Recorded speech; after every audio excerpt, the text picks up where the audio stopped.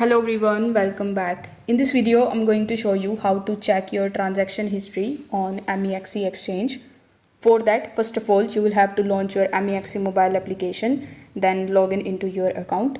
Afterwards, you need to tap on the wallets section in the bottom right hand corner of the screen, and by default, you will be on this overview page. So over here, you need to select that particular portfolio section or the transaction history of which you want to get. For example, let's say you have deposited some money in your sport account.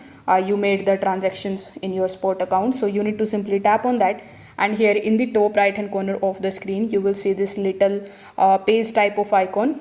So you need to tap on it and it will show you all of your sport statement here, and you can even tap on the funding history, and here you will see all of the details about your deposit, withdrawals and your transaction history. So you can just filter it out with the help of these filters, and you can even download it by tapping on this download option in the top right hand corner of the screen.